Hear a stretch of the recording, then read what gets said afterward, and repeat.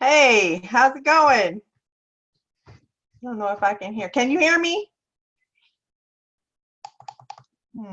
Let me see.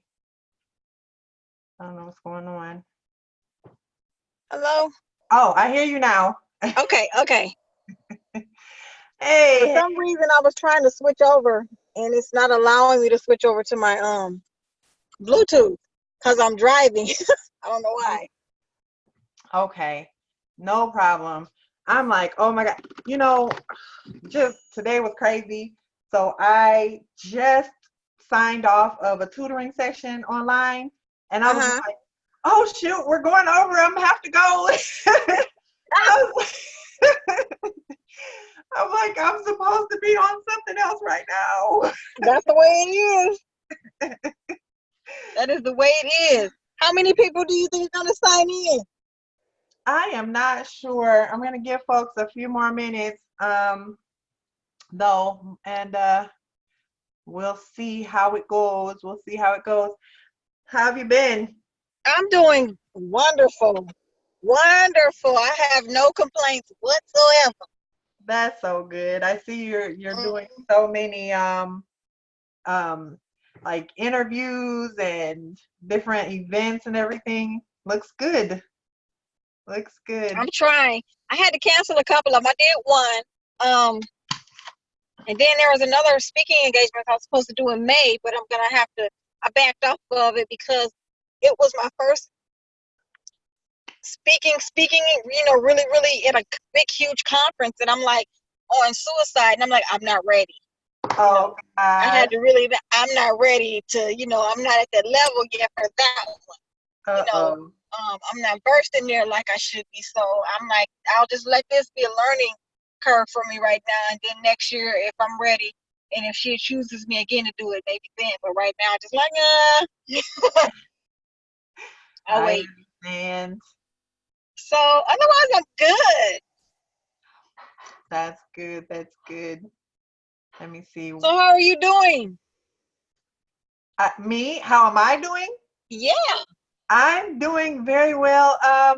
You know, there are ups and downs. yeah, There yeah. are ups and downs, and I just try to roll with everything. But you know, I can't complain. Like you said, it Well, that's a good thing.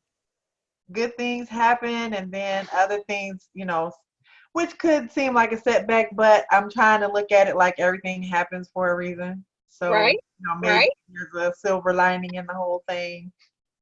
That sounds good. I think you're doing a great job. Thank you. You're welcome. Okay, let me see here. And it was so funny that you inboxed me about this because I'm like, because I switched over. I've been using my tablet for a lot of things. So a lot of things I took off my phone, like Messenger. So I just happened to go onto my tablet just now and I saw it. And I'm like, Oh, she's talking about the different things with the diet. It kind of like was like, wow, oh my God. oh yeah. So I was excited. Good, good, good. Can you still see me and this Rebel House screen? Yes, I see you minimized and I Okay, see Rebel House green and big now. okay, Mm-hmm. Hold on. I'm trying to learn how to do this. Okay, yeah, that's better. okay, good. Oh, I see somebody else is here. Shani, how you doing? I don't know. She must have her speaker turned off. But hey, girl. um, Let me see here. Do do do do.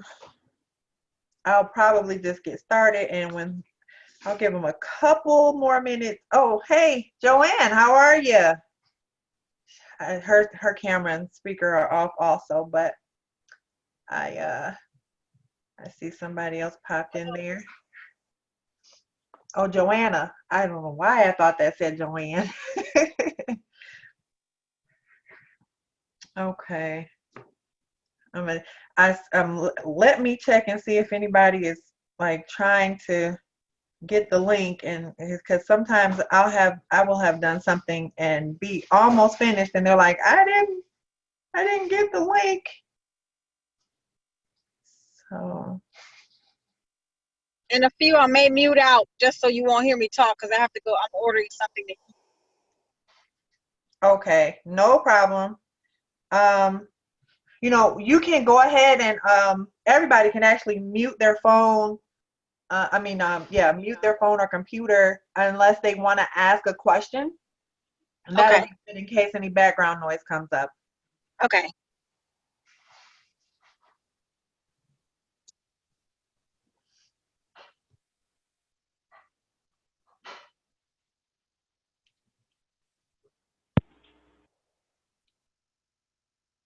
Looks like I lost somebody.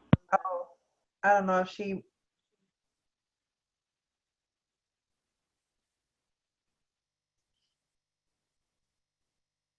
Yeah, there are people asking about what time it starts, so I'm glad I checked. Okay. All right, so I'm going to go ahead and get started. And for those who join in, I will just kind of start all over, or not start all over, but give them the gist later.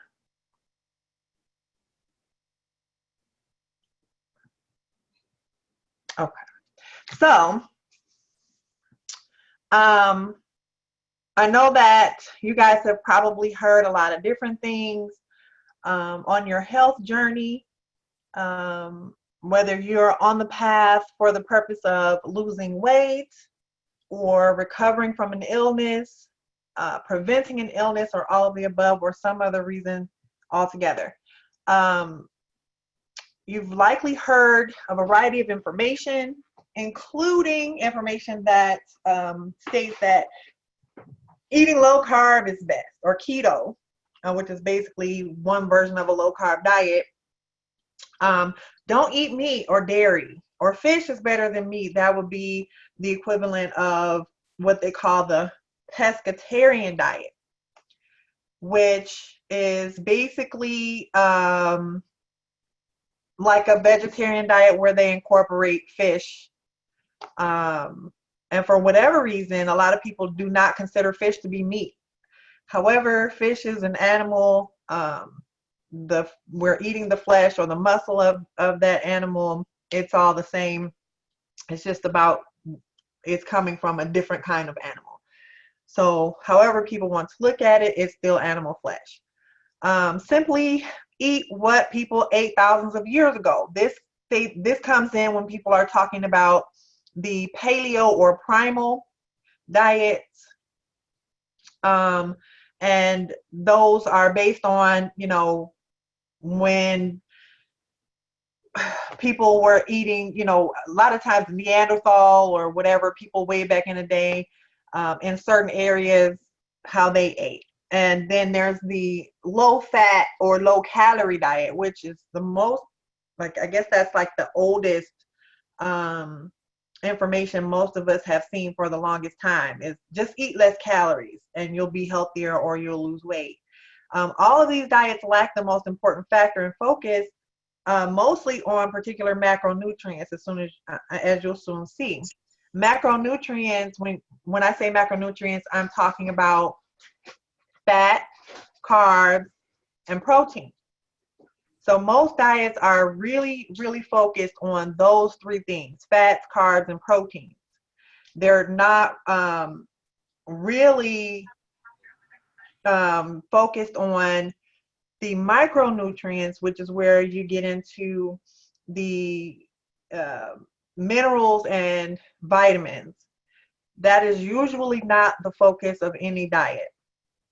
And I would like to, at this time, just ask that everyone turn their speakers off. If you have a question, go ahead and turn it back on at that time. But if you don't, just so we can eliminate any background noise, turn your speakers off. Thank you so much.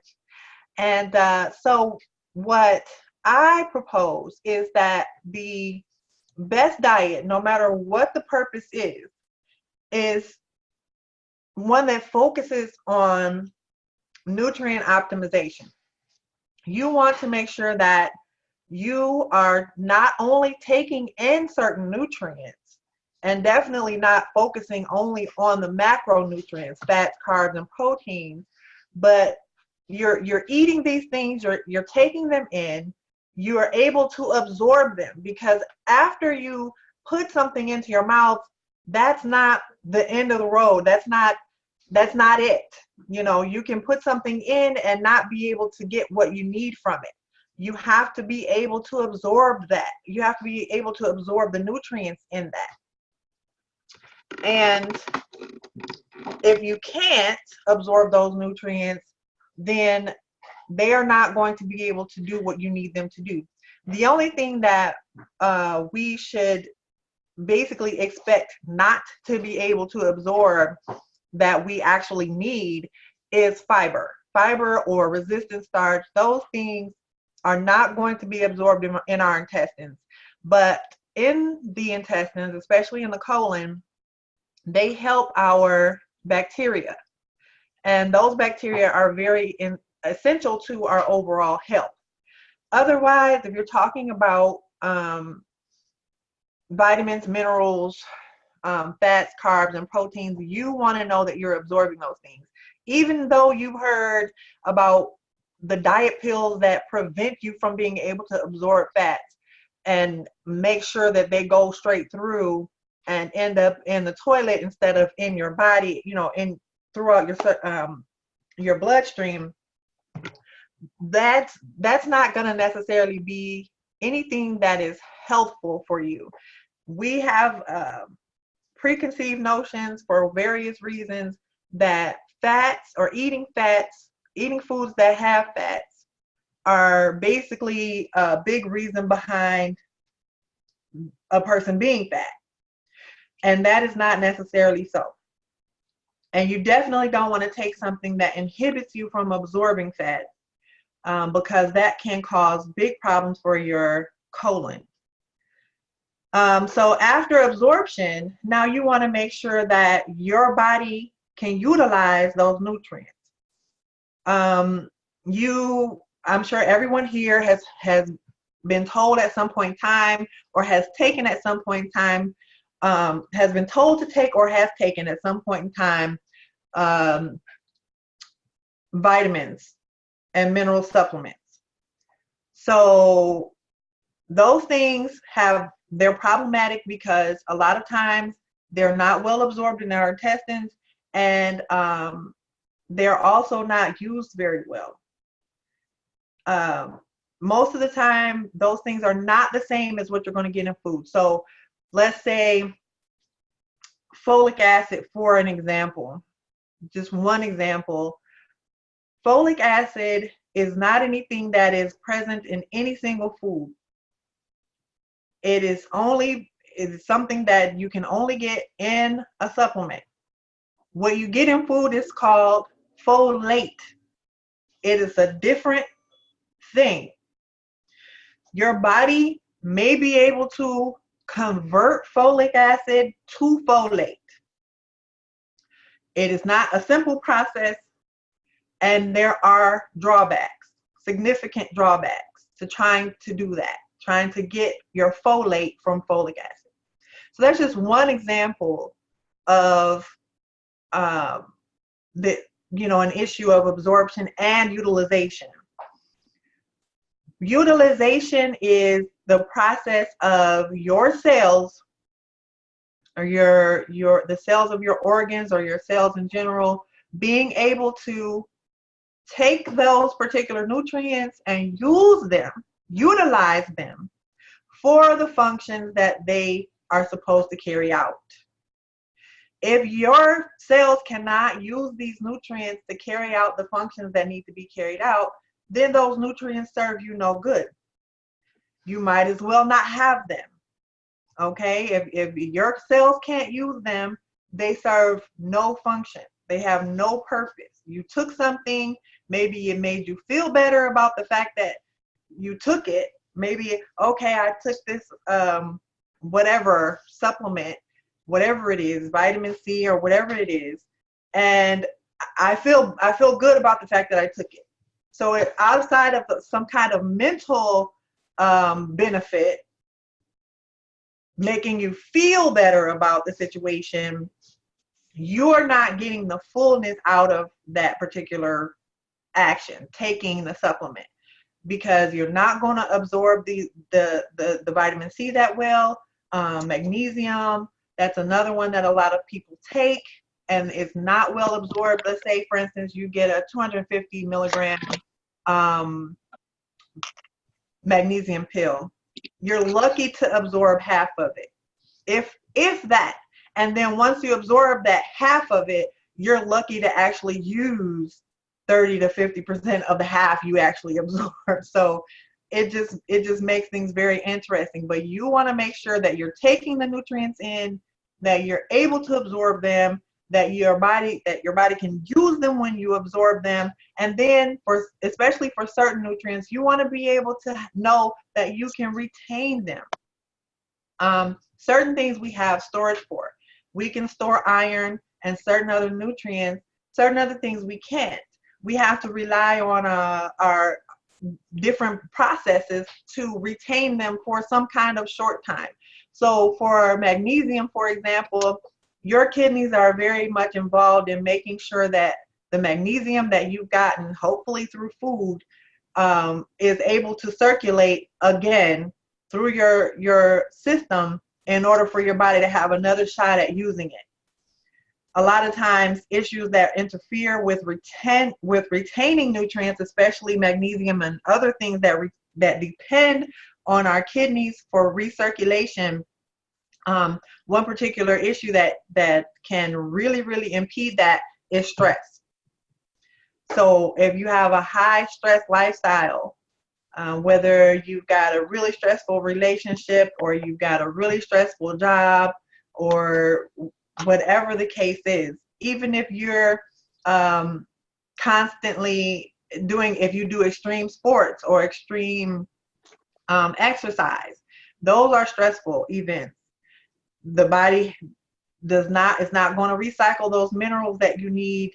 Certain minerals, especially magnesium and even potassium, it's not going to recirculate them very well. So you want to make sure if you're in if you have a stressful lifestyle, that you understand you have to get more of certain nutrients than the average person does.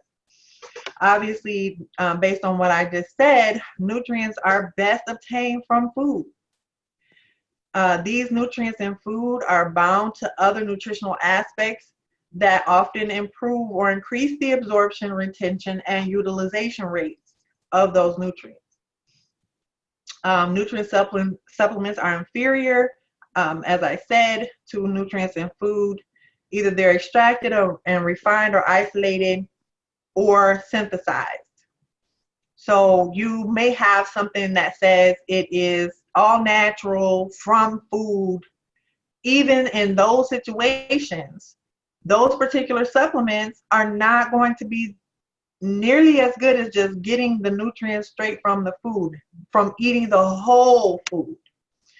Because anything that is refined, no matter what it is, can be problematic. The body is not going to be able to deal well with just taking that one thing. Oh, I got something that, let's say vitamin C. Somehow they've refined vitamin C from some type of fruit. Your body's not going to be able to handle that well. So these things can also lead to or increase problems with nutrient imbalance, and they can be a burden on your liver, not just your liver, but also on your kidneys, and actually cause toxicity. I don't know if any of you have ever heard warnings about megadosing vitamin C or other vitamins or minerals. They're definitely problematic for your organs. And that has been stated time and time again. Hey there, for everybody who has joined in the last few minutes, I just want to ask that you please turn your microphones off unless you have a question. If you have a question, go ahead and turn it on at that time. So we were just going over some basics about nutrition, and I talked about how um, they have heard different things as far as different diets. Keto, don't eat meat, which is the vegan or vegetarian diet. Fish is better than meat. Eat what people ate thousands of years ago, which would be the primal or the keto diet, or just eat low fat or low carb. I'm sorry, low calorie. And none of these are good diets. All of these lead to nutritional imbalances. Paleo and primal are shown here. They have certain um, distinctive qualities, but for the most part, they are very similar. Paleo and primal both say don't eat grains. For paleo, they say don't eat dairy either, although primal is fine with dairy. For beans and legumes, both of them basically say either limit it or don't have it at all. But there's a difference here. The paleo diet basically suggests that the base of your diet is meat. The primal diet suggests that the base is vegetables. Um, One issue that I have with both of these diets is that, well, especially for paleo, definitely you would definitely want to have vegetables and fruits as your base. For whatever reason, a lot of diets tell people to minimize fruits. And I would never tell anybody to do such a thing. Vegetables and fruits should be the most eaten foods. And then everything else, except where I do agree with them, is no grains, no beans. I don't agree with the eating of a lot of nuts and seeds. So that's one issue that I do have with them. At least the primal diet does suggest that when you do eat certain meats and um, eggs, that you're having them pasture raised or certified organic. That is definitely important because of the way that the animals are raised right now. That's really a big reason for a lot of the illness that we experience, because the farmers, the big agricultural farmers, where they've got hundreds and hundreds or thousands of animals on the farm, they are not feeding or caring for the animals very well. And the animals themselves end up having deficits unless they supplement them with different things um, to make sure that they'll grow well or whatnot. And they're fattening them up. That's the focus, actually, and they use grains to do that. Doesn't matter if it's whole or refined, grains will definitely help fatten up any animal. Um, so they're using the grains and they're not really feeding these animals properly. All across the board, even fish, when they're farm raised, they are feeding them grains. Um, Chickens and fish do not typically eat grains, even though chickens, we may see them eating. We may think of a bird eating bird seed or seeds, but if you think of a chicken living in its natural environment, a chicken for the most part is not looking for a bunch of seeds. Those chickens will be eating tons of worms, tons of bugs, and even other kinds of small animals. I've known of chickens eating small lizards and other kinds of small animals. They are not, they do not, in their natural environment, depend heavily on grains, and it's deleterious to their health just as much as it is to ours. So these are the paleo and primal diets, and they have pros and cons, although you can easily eliminate some of those cons because they did not take out meat as So you can get rid of the nuts, and it will still technically be a paleo diet. Get rid of the seeds and so forth that they allow in the primal diet, and it will still technically be a primal diet because you can do that easily because they have not eliminated meat. And then you have the vegan diet. Um, this diet, as we all know, vegan or vegetarian or plant-based, whatever you want to call it, this diet has eliminated meat. And for whatever the reason, they have um, discussed meats as being unhealthy.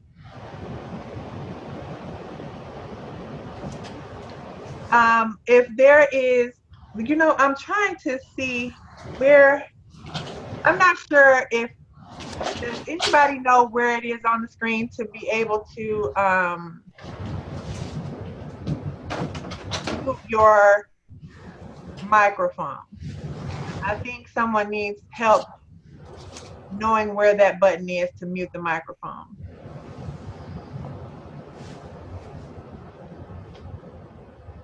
Because let me see if I On type. my screen, there's a little mic down in the left corner. It says audio. Okay. So, Ernestine, do you see a little microphone in the corner on the I see screen? mute, yes. Okay. So just click that unless you want to ask a question.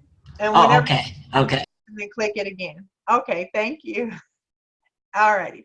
So the vegan diet or plant-based diet has eliminated meats, and so it is largely dependent on eating grains, nuts, and seeds for protein.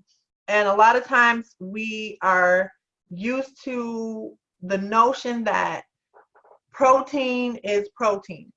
No matter what the source of it is, it's all the same. And nothing could be further from the truth. The first problem is a lack of understanding about what protein is. If we don't understand what protein is, then we can easily fall into misunderstandings about whether or not it matters where you get your protein from. Protein is not one thing. Protein is a string of things. It is several things on a string. The things that are on this string is called amino acids. We have 9 essential amino acids. And then there are others that are what are called non-essential or conditionally essential, meaning our bodies can make those amino acids. And so either we don't have to get them from food, or we can make it and we have to get some from food. But for essential amino acids, we have to rely on our diet. We have to rely on food to be able to obtain those amino acids.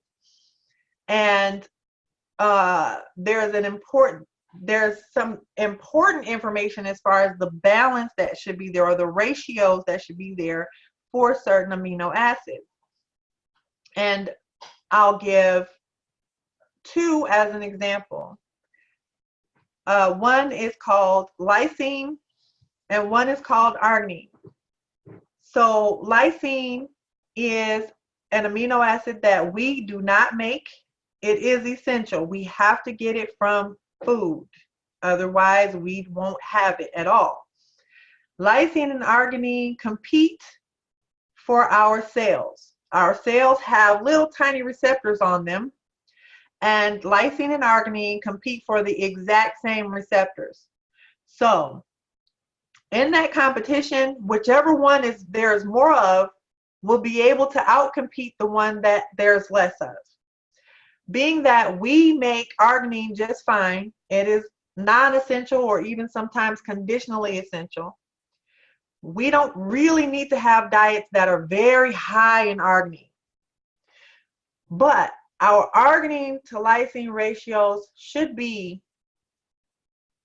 let's say this is arginine and this is lysine. It's okay to have them to be 1-to-1 or 50-50. If the arginine goes up this way and there's a big disparity between the lysine and the arginine, then we start to have problems. Because again, the lysine is competing for cells, for cell receptors, and Now we have so much arginine in our diet, in addition to what we already make in our bodies. This can cause a variety of problems, and I'll talk a little bit more about that later. But that is one problem with the vegan diet. Why? Because grains, nuts, seeds, beans, and legumes are very, very high in arginine, and sometimes 2 and 3 times higher in arginine than lysine. And this is problematic, and it has caused problems for myself when I was on a plant-based diet, for other individuals in my family when I was on a plant-based diet, and for several of my clients when they have come to me and said, I've been on a vegan diet or a plant-based diet for X amount of time, and these are the things that are happening. And right away, whenever they mention certain things, I know it is because of that imbalance with those amino acids. The proteins that they're largely eating are causing the problem. Despite the fact that we often hear that vegan or plant-based diets are perfect and wonderful, they are most definitely not.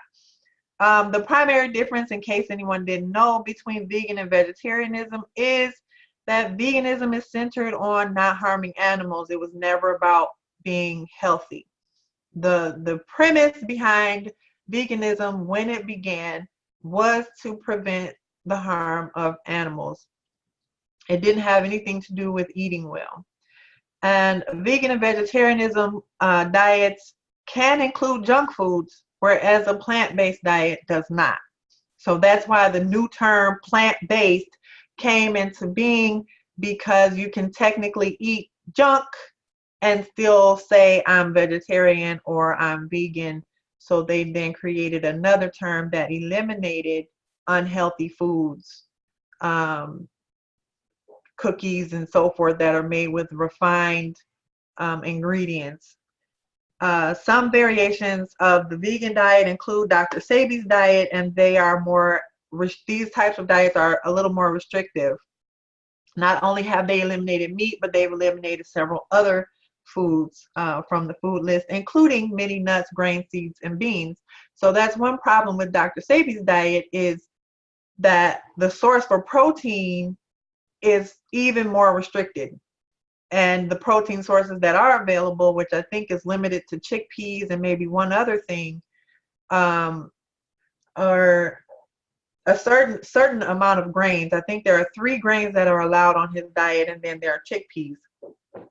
And the ones that are allowed, the foods that are allowed, the protein foods that they do say are okay, are imbalanced in amino acids. This is low carb or keto, which is very again, they're just focusing on removing high carb foods. So grains are not really present in this particular diet, because grains are a combination of carb and protein, and they're pretty high in carbs. So they don't really allow grains on the low carb diet. The keto is similar to paleo, but there's less focus on ratios for different macronutrients as seen in this pyramid. The keto diet is different from other low carb diets because the primary goal is to get into what they call ketosis, which can actually be dangerous, especially for certain individuals. So that's the focus for the keto diet, not just limiting carbs. But in this particular diet, there's going to be a lack of, there's going to be a problem because there's going to be a problem for different reasons from the vegan diet. And I'm going to show you guys some of the examples of the problems with these diets once I go through these particular slides going over the diets themselves. In general, the low carb diets claim that carbs are the cause of excess fat, which is contradictory to high carb diets that actually do lead to weight loss. So there's just so many different things being said, and it can be confusing, especially when you don't understand how things work, how our bodies deal with foods, the nutrients in foods, and so forth. Then you have low fat or low calorie diets. These diets allow for high intake of nutrient deficient foods, just like the vegan or vegetarian diets can, although this is even more so allowing of those particular foods, because the focus here is not, you know, vegetables and fruits and things like that. It doesn't matter. The focus here is, are you not eating fat, or are you limiting your fat, or are you limiting your calories? So you end up having products being created like 100-calorie packs, where people are saying, oh, this is only 100 calories, but it's 100 calories in a package of crap. There's nothing nutritious there, nothing to provide your body with much of what it needs, except for maybe carbs, you know. But carbs, when you have carbs and you don't have the important things that go along with carbs, like potassium and other nutrients, then that can be dangerous. These diets also tend to be low in fat soluble nutrients, which is very important. If you have a low calorie diets are automatically low fat, because fat is very high in calories. And low fat diets obviously are low in fat, and that means you're automatically going to be low in vitamins A, vitamins D, E, K, also nutrients like CoQ10 and omega-3s. Unfortunately, people need to understand that fats do not make you fat, and balance makes you fat, and we'll talk a little bit more about that in a minute. Fats, unfortunately, got a bad reputation. Saturated fats are considered the worst by health practitioners, especially. Many research studies tend to show that they tend to show saturated fats in a bad light. Saturated fats are actually health promoting. So what's going on? What the research really shows is that saturated fats, when paired with refined carbs, tend to be the problem. When you're combining saturated fats, especially when those fats themselves are refined, with refined carbs, that's your white sugar, your white flour, and any other carbs, cornstarch. When you're combining fats with these things, that's where the biggest problems come in. That's not the only problem, but this is the biggest problem that has been shown in much of the research. And when we're talking about refinement, then we're talking about the removal of other nutrients. So there's a focus, for example, for white sugar, the focus is specifically the sugar, and they removed everything else that is important to go along with that sugar. The potassium, the magnesium. Sugar is actually higher in magnesium than certain other foods we eat. If you get a jar of molasses, that is a container of all those nutrients that they have removed from your cane sugar. And that is a very good, if you take a tablespoon of molasses, that's going to give you about 50 milligrams of magnesium, and that's really nothing to sneeze at. That's a decent amount of magnesium. It's also got potassium and other minerals that are very important that you will not get when you're eating this white sugar product. And so the refinement, the sugar without these other vitamins and minerals is very problematic. So what I want to show you guys is an app. It's called Chronometer or Chronometer, however they want to pronounce it. And I want to show how, let's see if I can,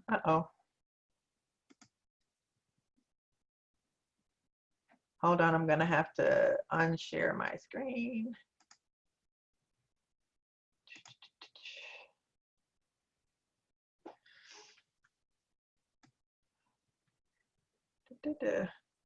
Okay, I cannot see how to, here we go.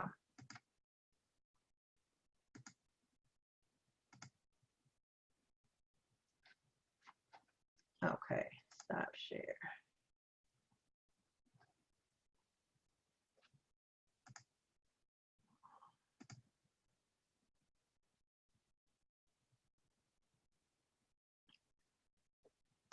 Slideshow. All right, now we're cooking with gas.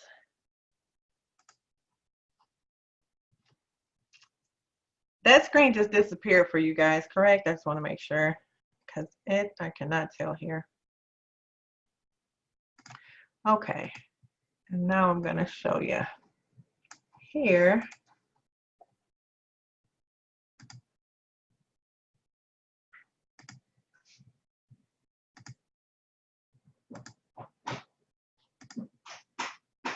Okay, so everybody should be able to see this screen.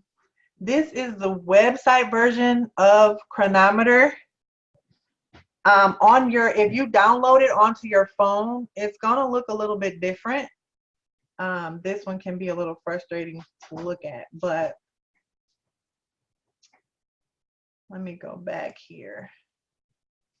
Okay, so here we have a meal, a day's worth of meals, if you will.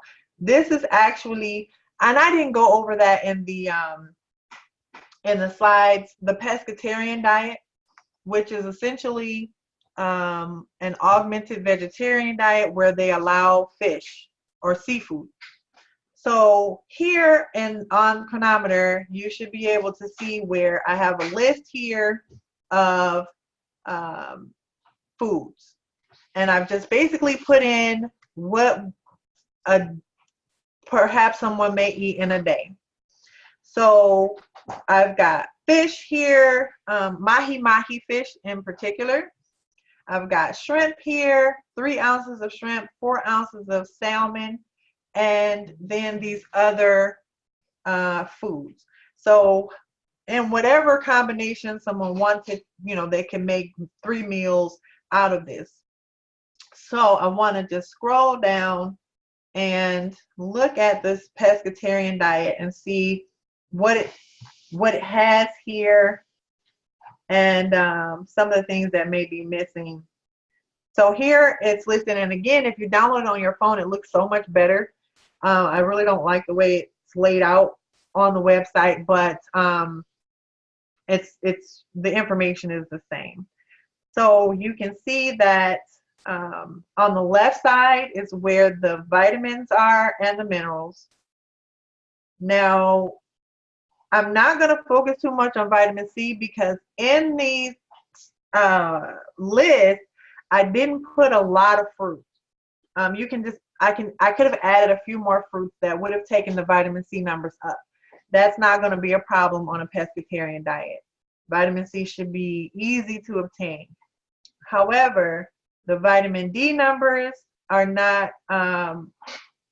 going to be very high. Although fish tends to be higher in vitamin D than certain other foods, and definitely we need to get fish into our diet.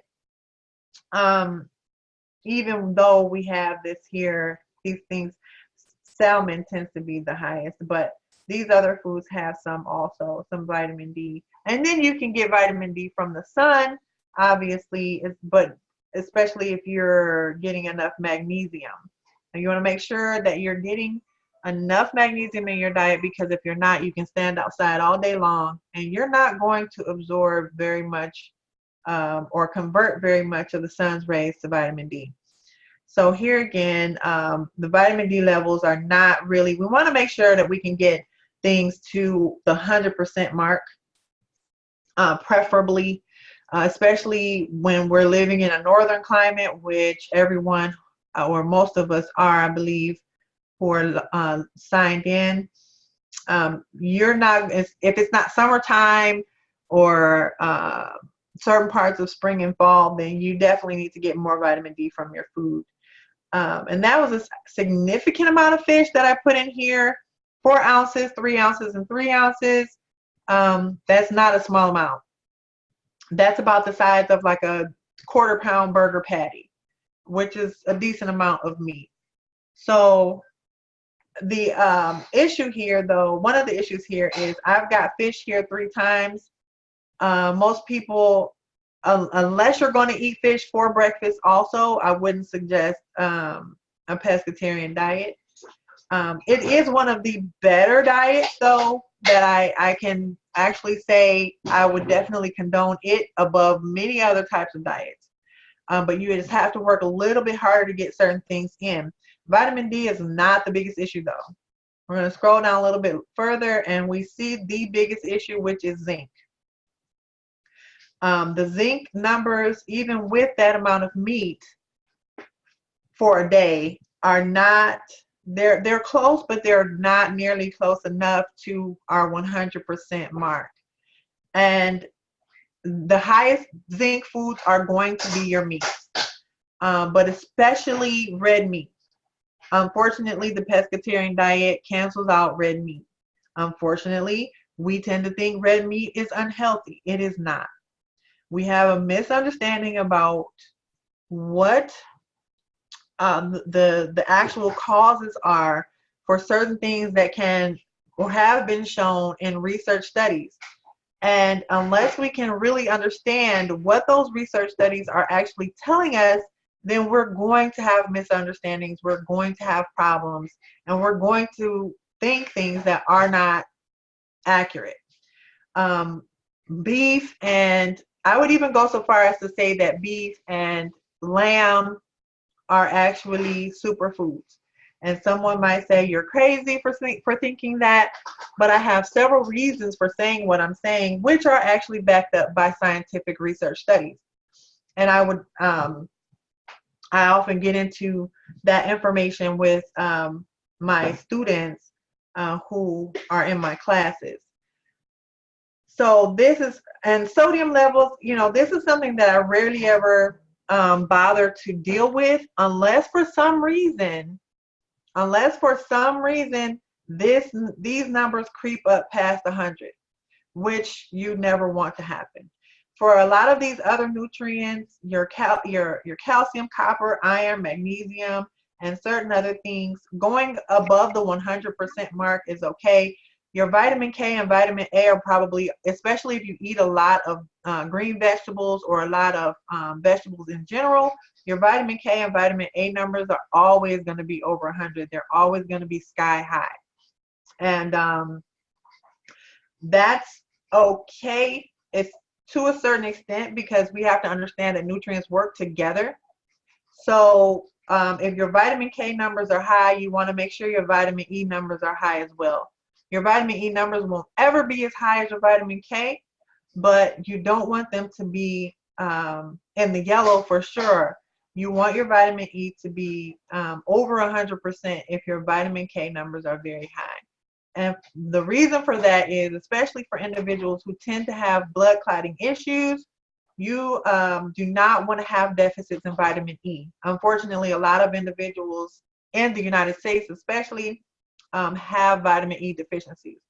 And that can actually lead to issues with clotting.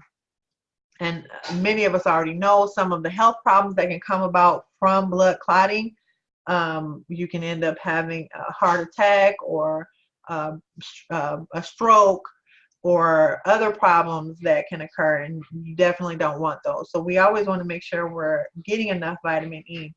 That's actually what makes this app very good to use, because you can plug in the foods that you're eating in a day and track and make sure that you're getting your nutrients in. You can check and see if your diet is actually giving you what you need to a certain extent. There's nothing that is perfect.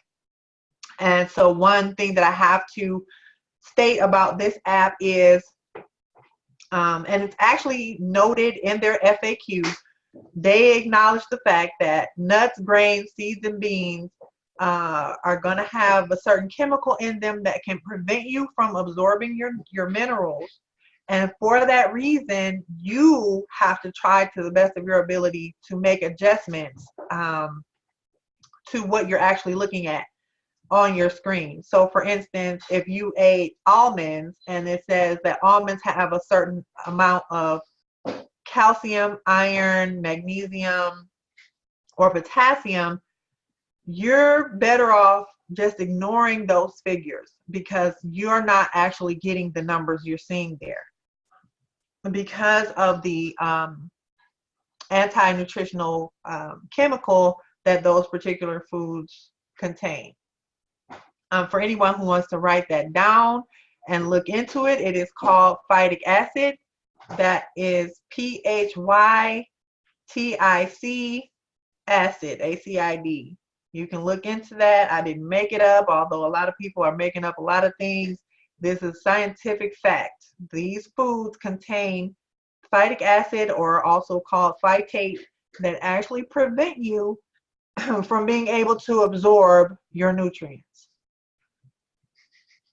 So, moving on here, like I said, I don't worry about the sodium, and I don't worry about on the left side here the calories. I never worry about that because my main concern is my nutrients, macro and micro. I'm not worried about calorie counting or any such thing. So, or net carbs, all this stuff here on the left side of the screen, I largely ignore except fiber. So one of the biggest issues, like I said, for a pescatarian diet is going to be getting in zinc. Otherwise, if you can make sure that you get your zinc, which on a pescatarian diet, you would definitely have to consume oysters.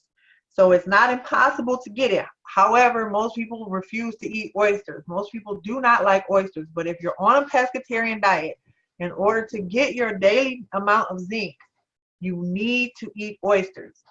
And like I said, I included 3 meals with fish, and that would include breakfast. Most people are not eating fish for breakfast.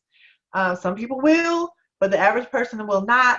So that's just going to increase the need for getting zinc from somewhere else, and oysters will easily fill that need. It will easily cover whatever you're not getting from the other seafood. You can even overdo oysters. You don't even have to have enough, a lot of it. Having 2 ounces of oysters a day, which may be like 4 little tiny oysters, would provide plenty of your zinc. So even if you just got 3 a day, if you could stomach it. But so that's one reason why I consider a pescatarian diet to be one that is close to the least problematic diet that's out there so far. The least well-known, as far as well-known diets go, pescatarian diet would be the least problematic. And it's one that I can definitely get behind more than any other. Let's look at the vegan diet. I'm just going to show you guys as I add foods here. I've already got a cup of spinach. I actually would like to increase that, but I'll just add some other things instead.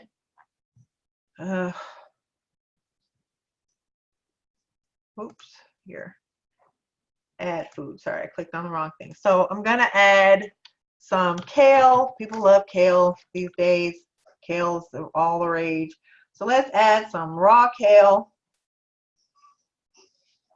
And we're going to add, let's say for the day, we're going to add 2 cups of raw kale. Go ahead and add that in. And if anyone wants to shout out anything you want to see on this list, feel free. I'll add it and we can see how things go. I'm going to add some strawberries here. Raw strawberries. And I'm going to add, okay, I'll add some artichoke there. I'm going to add 2 cups of strawberries. Let's add in some artichoke.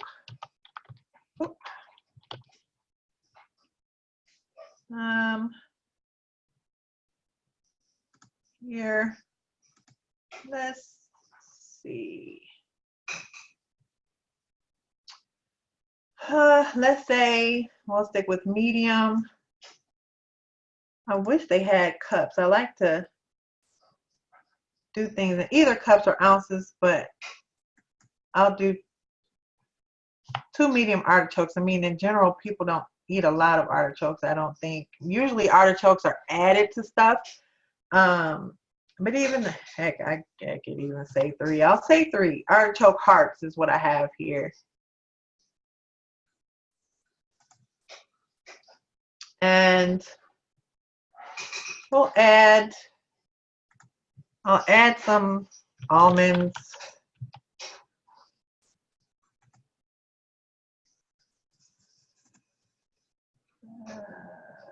cup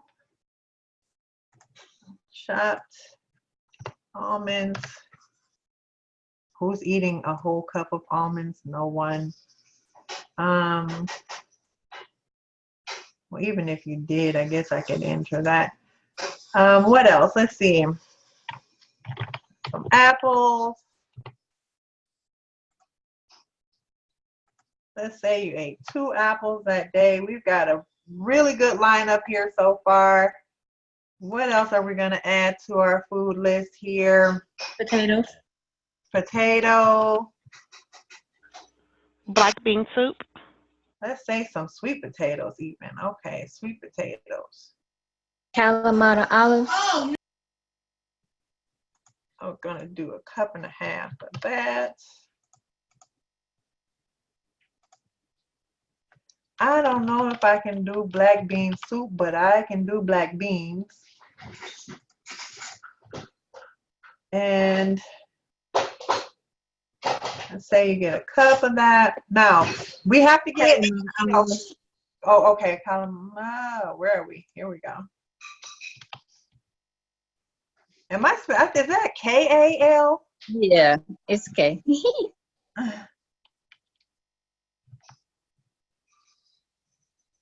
I don't know if I should type in olives and then let it pull up the different kinds. I don't know if it has those in here. Doesn't seem like. Try it again. Oh, wait a minute. That's olive oil. Oh, in olive oil. Okay, that's what that means.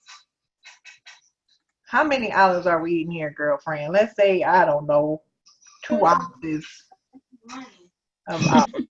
All right, so we've got to, do we have 3 good meals and some snacks in here so far? We can have the cooked spinach and some black beans, and I don't think we have 3 meals. I think we need another protein. So let's say chickpeas.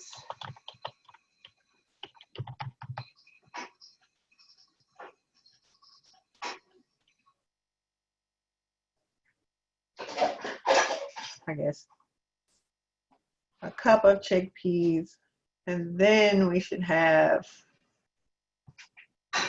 what's breakfast? What are we eating for breakfast? Let's see. What do you eat for breakfast? Oatmeal. I don't eat oatmeal. Oatmeal mess with our stomach. Oatmeal is vegan, so I'll put that on, or vegetarian. I'll put that on there. No, we have to. Regular. Okay. But that what do you call that soup? That cereal that's nuts and Cream of wheat. yeah. What? Okay. Not Well, cream of wheat. It's it's got nuts and all that kind of stuff in it and I grains. I can see it, but I can't think of it. Yeah, me too. Multi-meal. So oatmeal works. So we'll stick with oatmeal. Okay. So now we've got 3 meals with a protein for each meal. And we've got plenty of veggies and several fruits here. All right. So it's What about bananas? okay, we can add some of that. Yeah, bananas and cinnamon and brown sugar and oatmeal. Let's add, I say we get 2 bananas for the day. Okay, so we're going to scroll down. Oh, what in the world? Okay, we're going to scroll down here. All right, so when you see the red, that's saying that you've got too much of something. Because anything can be toxic, especially if you see red for copper, that's seriously a problem. You do not want to have too much copper. Copper toxicity is serious. If you're not getting that excess on a daily basis, as far as the folate or the manganese, I wouldn't worry about it, but you definitely want to try to keep those in the green. So here we've got so many different things that we've hit green, but here we've got our B12 is at 0, and that is a problem. Our vitamin D, of course, is at 0. That is a problem. The vitamin C, I wouldn't worry too much about because you can easily fix that by just eating either substituting some of the fruits for other vitamin C, higher vitamin C fruits, or just adding more fruit, in a smoothie or some juice. That would be fine. Also, let's scroll down further here.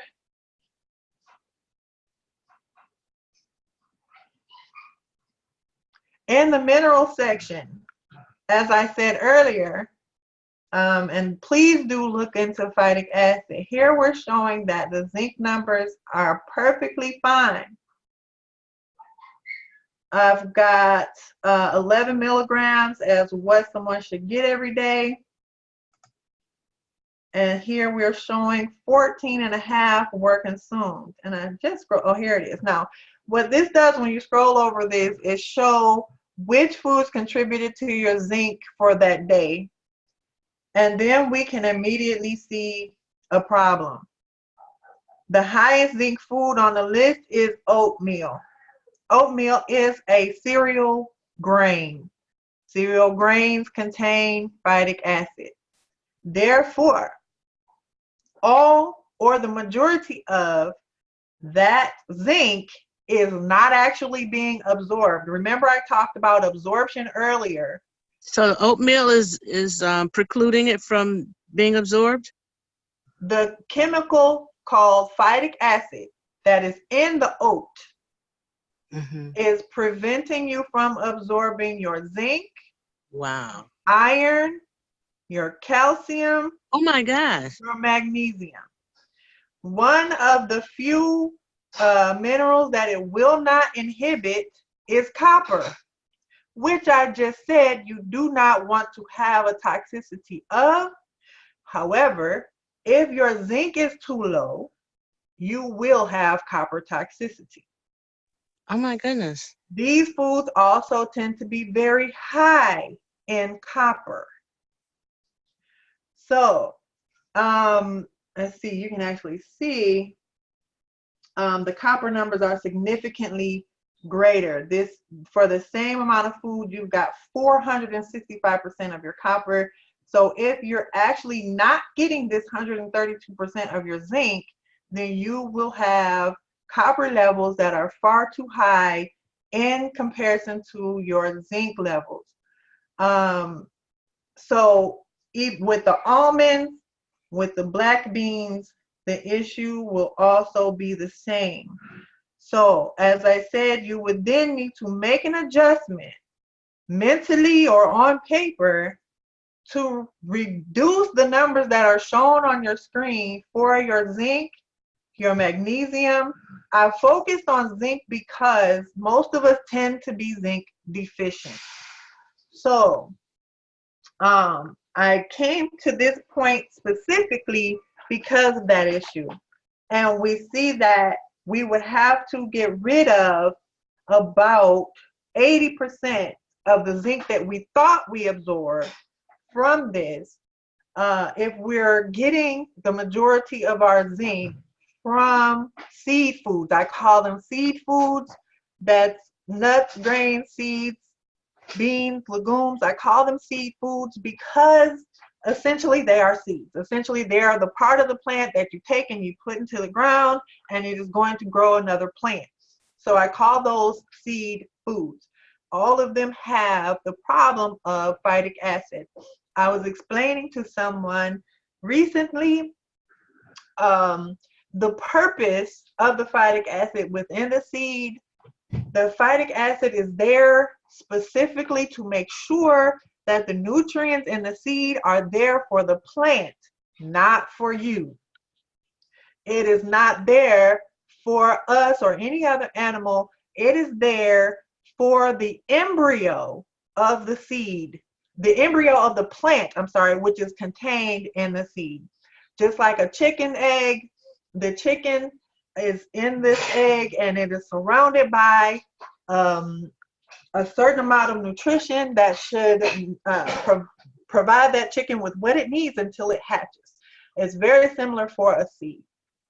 But the seed has chemicals that are there to protect. I'm sorry, I'm going to put my sweater on. Protect the nutrients so that they are not lost before the growing plant can access them.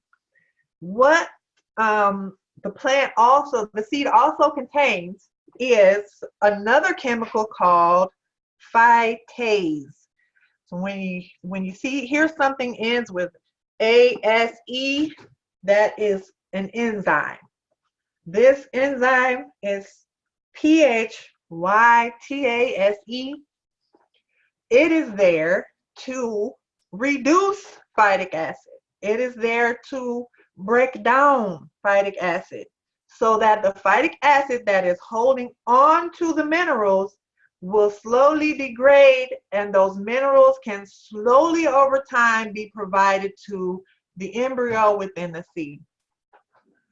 Once that happens, and only when that phytase is phytase is activated, and not a moment before, will that seed or the phytic acid release the minerals. What activates phytase? When you put the seed in the ground and it gets water, that activates phytase. So soaking, this is actually one reason why the ancient wisdom was centered around soaking your beans. Today we soak for maybe a few hours. Back in the day, and even still today in certain parts of the world, the soaking is done for days. They will soak the beans for 2-3 days, or they will just, some people now are sprouting them. You soak them for 2 or 3 days, and then you allow them to sit out, and you just somewhat wet them. Maybe you use a spray bottle or a sprouting jar. In any event, that starts the process for phytase to break down phytic acid to start to allow those minerals to be released. However, when you're talking about soaking, you also have to deal with the leaching of the minerals into the soak water, which you need to throw away because the phytic acid is there. You have to pour off the soak water, which will not just contain your phytic acid that has been released, but you're leaching in those water soluble nutrients, which are the minerals and other vitamins, vitamins and minerals together, that are leaching into the soak water, which you then pour down the drain. So either way it goes, you're losing a high amount of the nutrients that you actually wanted to get, and therefore at no point will you ever actually get what this shows. You're never actually going to get 40% of your daily need for zinc out of the oat. But like I said, way back before the 50s even, they probably still did it for a long time after the 50s, and now they're bringing back old wisdom, which is to soak things. When you soak oats, you're leaving the oats in the water for overnight. What they call them, I forget what they call them, but you can buy them at the store now, and they've got just a container of oats, and you're supposed to leave water in them overnight. But people were doing that a long time ago, and that just stopped. It just stopped after industrialization got to be what it became. And all of a sudden, soaking beans for a few hours instead of for days and all this kind of stuff became popular. But that just led to increases in digestive problems, which most of us today have, because not only do these foods have high amounts of phytic acid, but the seed foods also have high amounts of toxins. And so when you're not soaking, the soaking process helps to some degree to convert some of the toxins, and then cooking helps further reduce them. But a lot of those toxins, say for instance, with certain kinds of beans, kidney beans, there was a circulating joke about folks in an office who ate some kidney beans that were undercooked and everybody in the office became ill. That is because of the toxin that is naturally in kidney beans that you must deactivate, and slow cooking does not do so. I would never suggest that anybody slow cook beans. It will to a certain extent, but it won't reduce the toxin as much as fast cooking on high heat will. So I'm going to move along from the vegan diet. But just so you understand, it's very important to understand. You can easily think that, oh, I'm getting all of these nutrients in because you see green. But if you don't understand the biochemistry of the food itself, then you can end up having issues and not understanding why. And aside from that, I said already, sure, you can get vitamin D through the sun, especially if your magnesium and vitamin C levels are high enough, but that requires that you are in a climate that will provide that. If you are not, then it's very important that you're able to get vitamin D from their whole food sources. Unfortunately, a lot of vegan sources for vitamin D are not that. I think one is nutritional yeast, and there are problems with that I won't necessarily get into right now. But that is not a whole food source, and there's also some issue there with free glutamic acid, which you don't want to have a lot of. And then B12, which means if you're not getting it from food, then you're going to be supplementing it, and that just doesn't make sense to me. To need to go to get a synthetic or refined supplement in order to have a healthy diet. B12 is going to be in various meats, including seafood, naturally, and it just makes the most sense to me to get it from those things. Many people actually, with the iron situation, a lot of people who are on a vegan diet tend to have iron deficiency and be anemic unless they supplement somehow for that. So I'm going to move on from there. So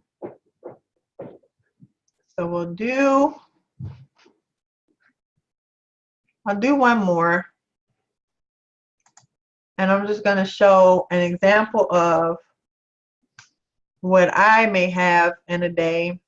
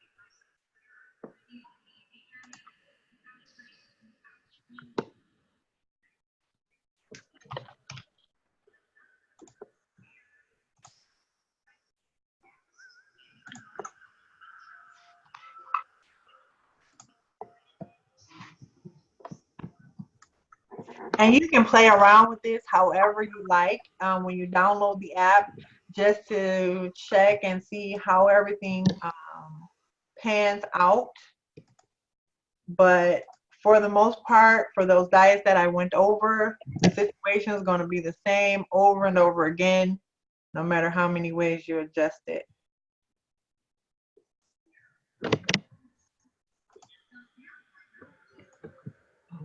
Wait a minute. I'm in this class.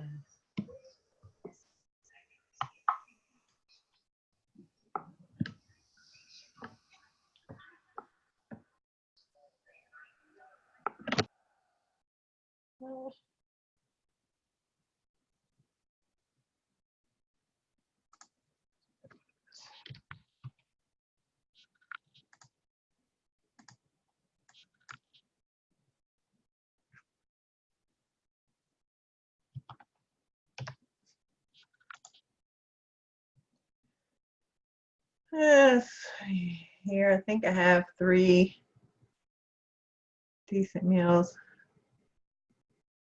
Mm.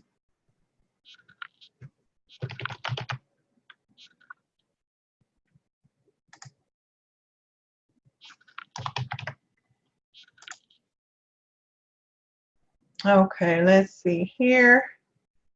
And what do we have? I have pretty much, other than vitamin C, which is pretty much almost 100%. And again, that just requires eating some more fruit, which would be simple. I've hit 100% or more for all of my nutrient requirements. And again, I'm not trying to worry about sodium. If your sodium levels do get near that 100% mark, it just makes it more important for you to make sure that your potassium levels are high as well. Potassium is very important, and low potassium and high sodium are typically 2 factors in along with low magnesium, are typically factors that you will find in individuals who have high blood pressure or diabetes. And both of those illnesses begin with metabolic syndrome, and you do not have metabolic syndrome unless you have deficiencies in magnesium and potassium first. So that is something that is not well understood by most, but these are 2 nutrients along with zinc. Vitamin D is common, especially in the Black community. Our vitamin D tends to be low, and vitamin E is another nutrient that we just simply don't get enough of. And I would say vitamin C is the other. And if your vitamin C is too low, then that means that you're going to have problems absorbing your minerals. Vitamin C is very important to mineral absorption. So I hope that over the course of this session, many of you understand how important the nutrients are together, how they work together, how focusing on one or another is not the best practice. Focusing on how much carbs something has or how much fat something has is not the best practice. You want to make sure that you're getting these things in good ratios in comparison to other nutrients, because in large part all of these things work together with something else. And if your cells do not have what they need to have to carry out various functions that they perform on a regular basis, if there's one thing that's missing, then there's going to be a problem. Now, for a lot of our processes that the body carries out, there are ways that the body can go around having a deficiency, but that is only something that it can maintain for so long. At some point, you need to be able to get those nutrients in so that the body does not have to use other methods in order to try to compensate for lacking them. But again, vitamin C, if that is low, you're going to have problems. Even if you eat a high magnesium diet, you're going to have problems absorbing it. Your potassium, if that is low, you're going to have problems processing your carbs. You're going to have problems processing your carbohydrates if your potassium is low. Potassium and carbs work together. If you look at a food list of high potassium foods, you will see that many of them, or even most of them that have the highest amounts of potassium, are also high carb foods. So that leads me to the issues of a low carb diet or a keto diet. It is very important to be able to get, first of all, you need carbs for certain bodily functions. So automatically, the low carb diet is going to cause problems with your carb balance. your sugars. You need sugars. We hear, oh, eat less sugar. Sugar is dangerous. Sugar is bad. All that information is due to not having all of the everything that you need to understand what's actually going on. Yes, we hear sugar's bad. We think about diabetes and other problems that can come about from having high refined sugar. This is very different. And eating dried sugar cane juice that has not been refined, your body handles that very differently, because those minerals and vitamins are there to help process the sugars. White flour, our body handles that differently from how it's going to handle whole grain flours. But then when you have a whole grain, you also have more phytic acid. So this is just another reason why I suggest you minimize grains altogether, because no matter how you slice it, there's going to be a problem. But at least you're not going to be putting yourself at risk for carbohydrate processing issues with higher, if you have the whole grain instead of the white flour.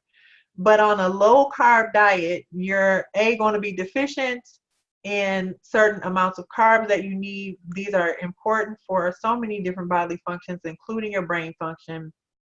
And you're depriving your body of potassium. Even if you're not getting carbs, you need potassium. That should go without, that should be understood without too much explanation. It's an essential nutrient, whether you're eating sugars or not.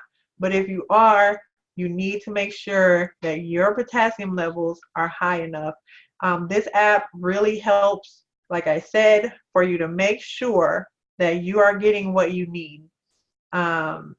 If you're not really good with using apps that are on the phone, then you can, as you see, you can download it, or I'm sorry, not download it, but you can sign in online, and just kind of familiarize yourself with it. Like I said, play around with the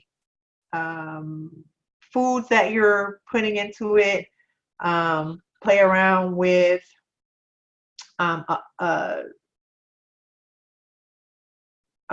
around with the foods that you're putting into it, and just pay close attention to how those particular foods affect your numbers, but also keep in mind the important information about the seed foods, nuts, grains, seeds, beans, legumes. And when you're talking about grains, I guess I want to break that down because a lot of people don't know what all grains are. So that would be your wheat, spelt, oats, corn is a grain. What else? Rice is a grain. And then you have pseudo grains, which includes quinoa.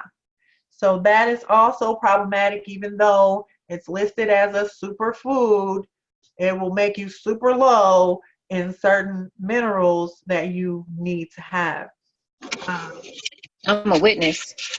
Oh, You had to lay off that quinoa. It's like, wait a minute, I don't feel so hot. oh yeah.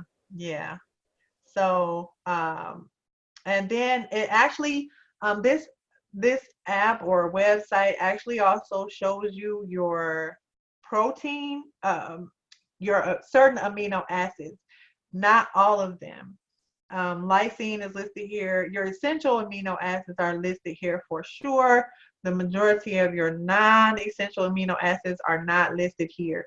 So you would have to use other methods to find out what the content of the non-essential amino acids will be for a particular food. Nutritiondata.com is a good source for that. Actually, I think this website actually pulls most of its information from nutritiondata.com. It's just easier to use this one because most of it is just, it's more easily accessible. But nutritiondata.com is also another website, and you can use that website to verify the numbers that you see here. And so Let's see. That is all I'm going to do with chronometer. And I'm going to wrap up here. I find my PowerPoint again. Here we go. Thank you. Can you guys still see this screen? Okay, you see. Okay. Yeah. Let me do.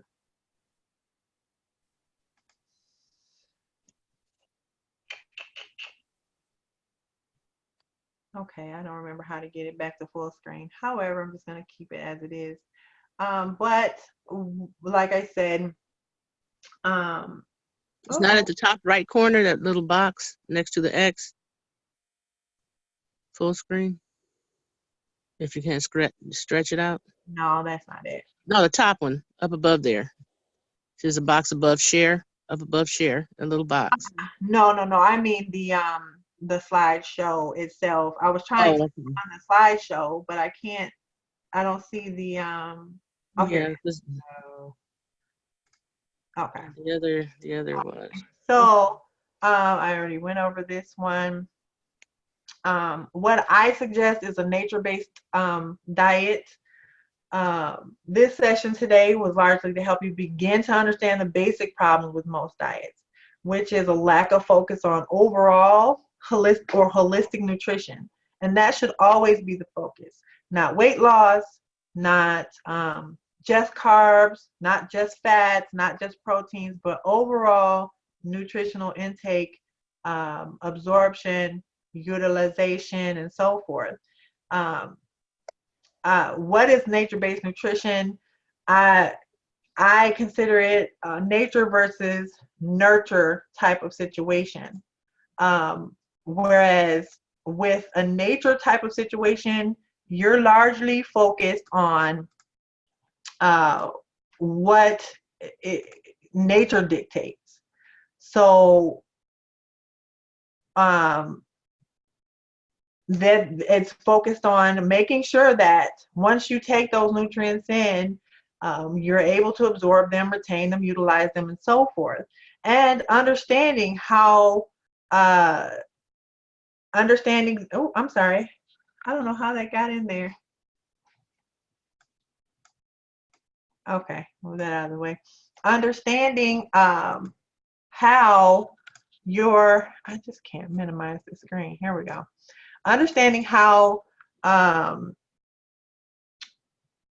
circle of life, essentially, because there's a lot of information that's going around. It's like, oh, well, why should I eat this animal? Why don't I just eat what that animal ate? Well, first of all, we don't eat a lot of just herbivores.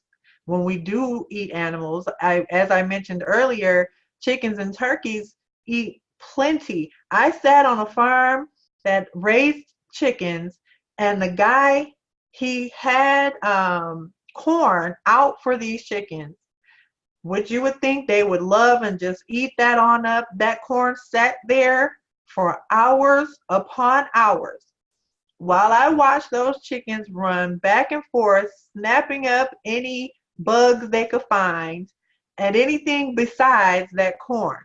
They will eat bugs, they eat worms. Obviously, we know birds eat worms.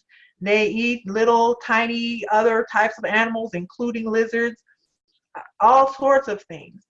So if we're going by this nonsense idea that, okay, why not just eat what those things eat, then we should be eating lizards and bugs and worms. They only want to focus on what a cow eats. And so, okay, let's just eat what the cow eats. That's not just plants, that's grass in particular, especially. Can I get nutrition from grass? No, I cannot. Grass is very high in cellulose. Humans cannot break that down to get to the nutrients. We can't do that. Cows can. We're not cows. We need to understand these things.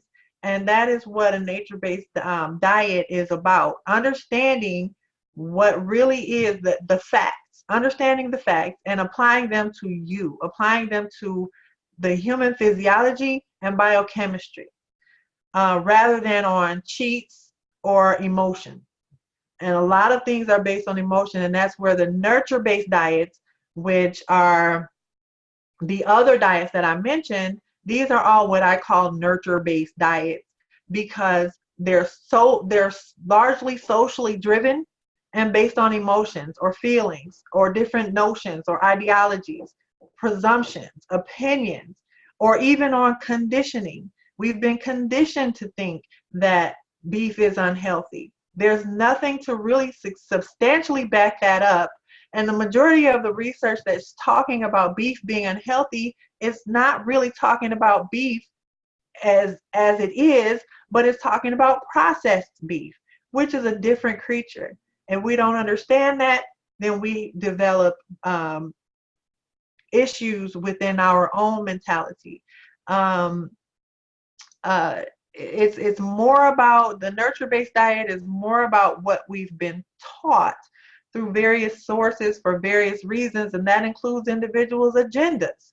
As I said, the vegan diet didn't start off to be something that is healthful. It started off because people said, "Oh, it's unfair. You shouldn't eat animals. Why are you killing the animals?" It started off with that. And sure, we can have concern for other animals around the world and not and not reduce our concern for ourselves. A lion isn't a horrible being because it eats a rabbit. It's not an evil creature because of that. Again, we have to understand the circle of life. There's a way that things go, and we can fight against it or we can understand it. So that that's very important. And this is just some information about my classes that I offer. I offer individual classes and I offer group. And this is just information about what you'll gain if you want to participate in any of those classes. And I hope you guys I hope you guys got a decent understanding of the basics as far as comparing different diets and understanding why they all have some problem or another, whether it's just the fact that whether it's deficiency of one particular nutrient or several, or just improper proportions of various nutrients, which can lead to problems. Imbalance, essentially, as I said earlier about fats do not make a person fat. Imbalance does that. And imbalance is not even just about your diet. Imbalance can be about your lifestyle. So that's why I mentioned your stress levels. If your lifestyle is stressful, that has a direct impact on how your body processes its nutrients. So all of these things are important, and you would get a greater understanding of these things in the class, but I hope that you got a substantial understanding about them today. And I thank you all for joining me. I hope you guys have a great rest of your night. If you have any questions, please feel free to ask them at this time. That was an excellent analysis about a lion isn't a bad creature because it eats a rabbit. It's true, because they have us thinking all the meat is going to kill us, and not so. No. Or and we know that for sure because most of our big mamas lived to be, if not 100, darn near close to it, and none of them were vegan. We as Black people especially. That's a good analogy right there. Black people especially should understand how it's more about the issues with agriculture that are going on, and you can get around those things. We have local farms that are growing animals, the local dairy farms that allow the cows to go out to pasture and eat the food that they're supposed to eat rather than keeping them locked up and feeding them grains that make them ill. These particular foods actually are the reason behind why they give so much antibiotics to these animals, because of the way that they're feeding them and keeping them. But you can find local family farms in pretty much any state within about an hour's drive. I remember, well, sometimes closer than that. When I lived in Nebraska, my dairy farm was 15 minutes away. Here in Detroit, a lot of the local farms go to Eastern Market every Saturday. I go down there and I can get eggs from chickens that run free. I can get beef from cows that are grass fed, that they are allowed to go out and feed on the pasture. Other than the months like right now, they may have to supplement with hay and other things because they can't go out to pasture during the winter months, and that's just something they have to deal with when it's cold out. And during those months, they can even handle a certain amount of grains, but that is not something that a cow or a chicken or even a pig can handle on a regular basis. If any of you guys have ever been within a mile of an industrial farm and smelled the putrid, horrendous smells that come with the wind, you would think that every farm is like that. I went to the farm that I purchased. I use Oliver Farms, but there are several farms down there at Eastern Market. I went to their farm, which is about 45 or 50 minutes away from me, approximately. It's about an hour away. And I literally walked through the pig pen, literally standing next to the pigs, and smelled nothing. Smelled absolutely nothing. I'm out there with the chickens. We went to see the cows, smelled nothing. Standing right there. That is an indication in and of itself that the animals are not problematic. It's the way in which they're raised, the way in which they're kept that creates the problems. So again, like I said, we can get around it. Now more grocery stores are selling grass-fed beef. Meyer is selling it. Aldi, I always promote Aldi as the best place to get it because their prices are really, really good. So it's about here in Michigan anyways, it's about $4.50 a pound for grass-fed ground beef, and sometimes they have roasts and so forth. It's a little bit more expensive than non-grass-fed, but I would always suggest that people just make adjustments in other places in their grocery, their grocery budget in order to fit those things in, because they are important. And so if you've got those things in, and then you can find inexpensive sources for your fruits and vegetables here in Detroit again, Randazzo's, we have several locations, but the location near me on 7 and East Outer Drive is actually the one with the best prices. Very, very good prices, very low prices for a variety of fruits and vegetables. They don't often have a lot of organic options. For those, I again go to Aldi. But yes, it's very important to understand. I even suggest that a lot of you, just because, find a local family farm and visit it and ask the farmers questions. Ask questions, and they will help you to have a better understanding of some of these things as well. Does anyone else have any questions for me? If not, again, like I said, I hope you guys have a great night, and that concludes my session for the night. I have a question. Uh-huh. How do you get rid of phytic acid? How can you get rid of it? Yeah. You can't. You can reduce it, but you can't get rid of it 100%.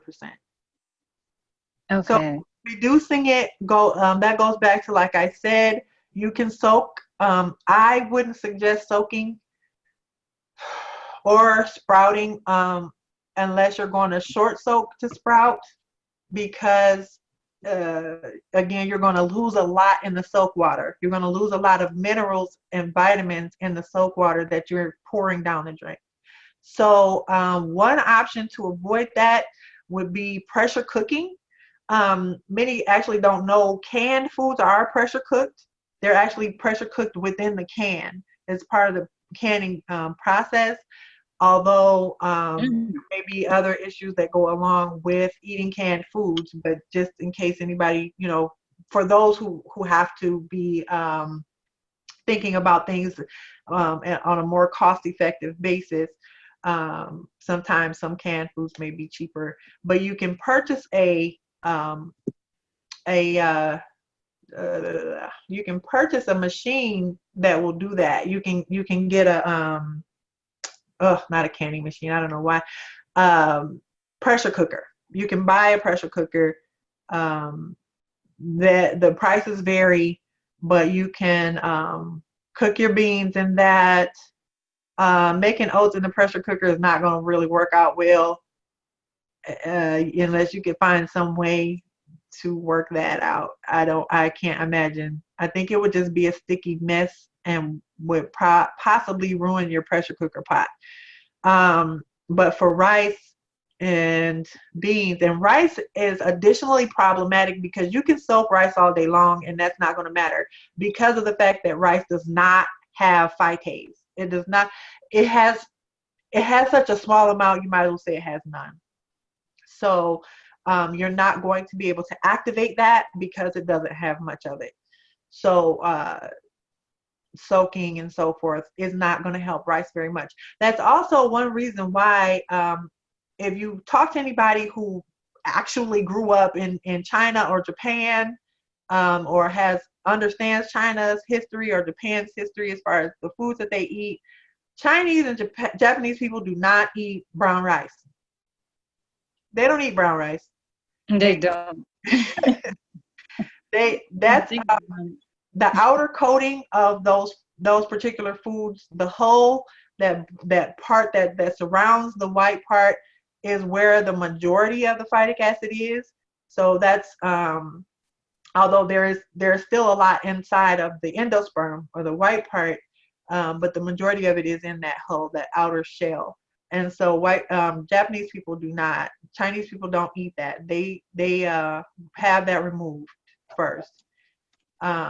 And most ancient cultures understood this problem. They understood it because they had to deal with the problems first. They were the ones who went through the tooth decay and the shortened lifespan and the constant health problems from eating grains, nuts, seeds, beans. They are the ones who figured out how to manipulate them in order to make them at least somewhat more palatable.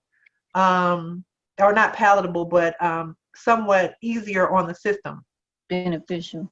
Yes. And so for them, what they implemented, and this is the same all over the world, is fermentation. So in a lot of countries in Africa, what you're going to find is soured breads, or Europe and America had also implemented sourdough bread, but not even just bread. I had a neighbor. She was, oh gosh, I think she was Sudanese. I think she was from the Sudan, and there was something that she made with corn flour, and it was sour. And I visited her home because I begged her to show me how to make it. This was 10 years ago. And it was so good to me. And I said, you have to show me how to make it. It looked like couscous, but it wasn't. It was made with corn flour. And she pulled these huge bins out of her kitchen cabinet that were just sitting there fermenting corn flour. And it struck me because at that time, I already knew about the importance of fermentation or soaking or sprouting or pressure cooking those particular foods. And it was just like, it was just something that reaffirmed for me. Even if these people today don't know why they're doing it at this point because it's tradition, but it's tradition because it was necessity years ago. And these were the things that they relied on because they didn't have refrigeration. They didn't have many other methods for storing or keeping the fish that they caught or the animals that they would hunt. So when those things were caught, they had to cook them right away. They couldn't keep them for months. If you're talking about seafood, you can keep those stored in silos for months and months on end. So if there's a slow growing season or other issues that prevent harvesting of certain vegetation or issues that are interfering with their capturing animals for food, then the grains and nuts and seeds were always there as a backup. So it was a necessity for them to be able to figure out how to make them more healthful, because at the time, in and of themselves, the way that they are, unless you manipulate them, they are very detrimental to the health.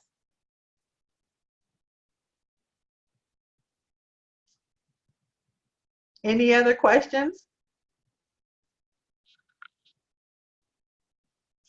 Okay, so again, like I said, I hope you guys have a great whatever is remaining of your Sunday night. I went a lot over what I intended. I thank you all for hanging in there with me.